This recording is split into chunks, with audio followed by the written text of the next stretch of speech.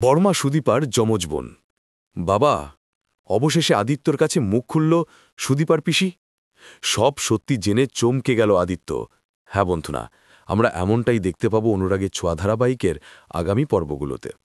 সুদীপার পিসি যখন ঘরে দাঁড়িয়ে দাঁড়িয়ে পরমা আর সুদীপাকে দেখতে থাকে আর ভাবতে থাকে যে তোরা তো যমজ বোন, বা তোরা তো একে অপরের প্রতি টান অনুভব করবি। আজ তোদের কত বছর পর দেখা হলো।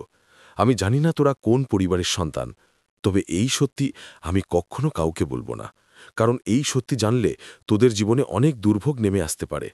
তাই আমি কাউকে একথা বলবো না।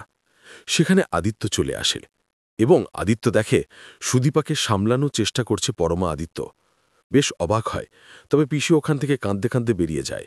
আদিত্য বুঝতে পারে যে পিসি তো একা হয়ে গেল না, তাই আদিত্য সুদীপার পিসি যাতে চিন্তা না করে তার জন্য সুদীপার পিসির সাথে কথা বলতে যায়।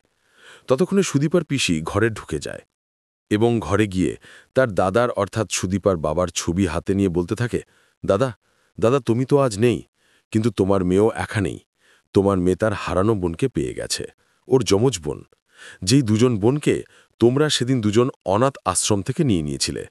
দুজন আলাদা হয়ে গিয়েছিল, আজ তারা ভাগ্যের ফেরে আবারও এক হয়ে গেছে। দাদা, তোমার মেয়ে আর একা নয়, তুমি চিন্তা করো না।